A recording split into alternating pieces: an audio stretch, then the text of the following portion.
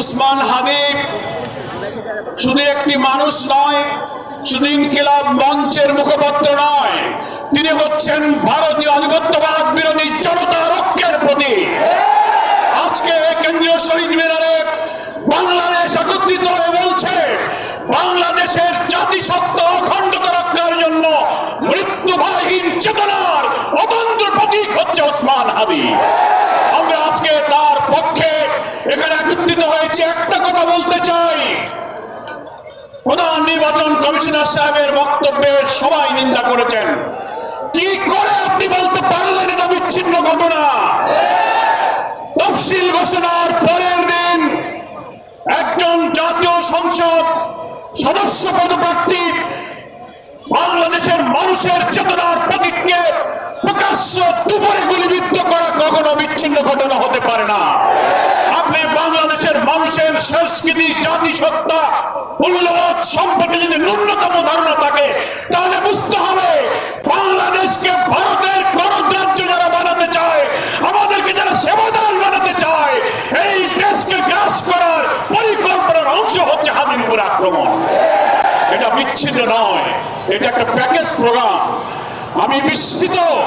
আমি স্বরাষ্ট্রমন্ত্রীকে আজকে বলেছি, গতকালকে বলেছি, ডিজিএফআই, ডিবি, এসবি, এনএসআই হাজার হাজার কোটি টাকার বেতন দিয়ে, রাজস্ব ট্যাক্স খাজনার পয়সায় বেতন নিয়ে স্বাধীনতার 54 বছরে আপনারা মানুষের জাতিসত্তা, জনগণের নিরাপত্তার জন্য একটি গোয়েন্দা তথ্য দিয়েও সাহায্য করতে পারেননি।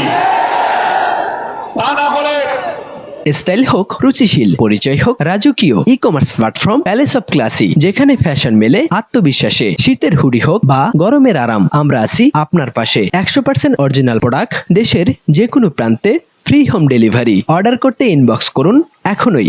Palace of classy, B classy, be confident. তার উপর আক্রমণের 2-3 দিন আগের থেকে সে বলছে আমার জীবনের নিরাপত্তা নেই, আমি নিরাপত্তাহীনতায় ভুগছি, আমি গুলিবিদ্ধ হতে পারি, আমার দুঃখ নেই, আমি গুলিবিদ্ধ হলে তোমরা বিচার করো, আমার ছেলেটাকে তোমরা দেখে রেখো। এত বড় কথা বলা মিডিয়াতে, সোশ্যাল মিডিয়াতে, ইন্টেলিজেন্স সবাই জানার পরেও তার নিরাপত্তায় গোয়েন্দা সংস্থা কি ব্যবস্থা গ্রহণ করেছে? এই যে ইন্টেলিজেন্স ফেলিওরের জন্য সরকারকে জবাব দিতে হবে। আমি এই কথা বলে শেষ করতে চাই, মাননীয় প্রধান উপদেষ্টা, আপনার দায়িত্ব নেবার পর যতগুলো হত্যাকাণ্ড ঘটলো জুলাই এবং ফ্যাসিবাদ বিরোধী আন্দোলনের সাথে আমরা যাচ্ছি, আপনাদের বলে আক্রমণ হলো, আপনি বারবার জাতীয় ঐক্য অটুট রাখতে বলেছেন, জুলাইয়ের চেতনাকে ধরে রাখতে বলেছেন। সেটা তো আমরা করছি, আমরা ঐক্যবদ্ধ, কিন্তু আপনার সরকার ব্যর্থ হয়েছে এই কারণে যে আপনি একটা ফ্যাসিবাদের অস্ত্রধারী ধর্ষকদেরকে গ্রেফতার করতে পারেননি। আমরা আজকে দাবি জানাতে চাই, রাজধানী ঢাকা থেকে বাংলাদেশের গ্রামে গঞ্জে, শহরে, নগরে, বন্দরে প্রত্যেকটি থানায় আপনার পুলিশ অফিসাররা জানে সশস্ত্র অস্ত্রধারী কারা, তাদের তালিকা থানায় আছে, অবিলম্বে তাদেরকে গ্রেফতার করুন। আমরা জুলাই যোদ্ধা আমাদের প্রিয় ভাই ওসমান হাদির আশু আরোগ্য কামনা করি। হায়াতের মালিক আল্লাহর কাছে আমরা মুনাজাত করি, আল্লাহ বাংলাদেশের মানুষের জাতীয় স্বাধীনতা, সার্বত্র আপনাদের আমাদের মূল্যবোধের জন্য আজকে হাদির সবচেয়ে অনিবার্য প্রয়োজন। আল্লাহ তুমি আমাদের ওসমান হাদির নেক হায়াতে তুমি তাদেরকে আমাদের মাঝে ফিরিয়ে দাও। আজকে ইনকিলাব মঞ্চের সঙ্গে বাংলাদেশ এসে দাঁড়িয়েছে। মনে রাখতে হবে, নির্বাচনকে বানচাল করার প্যাকেজ প্রোগ্রামের মধ্য দিয়ে এই দেশকে ভারতীয় আধিপত্যবাদের গণরাজ্য বানানোর এই চেষ্টা আমরা কখনো সফল হতে দেব না। আজকে মৃত্যুদণ্ডপ্রাপ্ত পলাতক আসামি হাসিনাকে যারা আশ্রয় দিয়েছে, হাতির উপরে গুলি করে ভারতে পালিয়ে যাওয়ার সুযোগ যারা দিয়েছে, তারা বাংলাদেশের নির্বাচনকে সুষ্ঠু করতে দেবে না।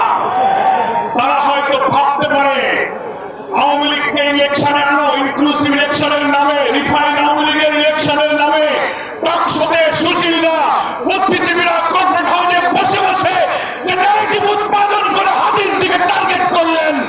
এই সন্ত্রাসের বিরুদ্ধে আজকে এই জনসভা প্রতিরোধের যে আওয়াজ তুলেছে, গোটা জাতিকে ঐক্য গড়ে তুলতে হবে। নির্বাচন বানচাল করে এই দেশকে ভারতের কলোনি বানাতে আমরা দিতে রাজি নই। আজকে কেউ মনে করতে পারেন যে আওয়ামী লীগ তো বিদায় নিয়েছে, ইলেকশন করতে পারবে না, অন্য কোন দলকে আওয়ামী লীগ বানিয়ে ক্ষমতায় আনা যায় কিনা এই স্বপ্ন আমরা পূরণ করতে দেব না।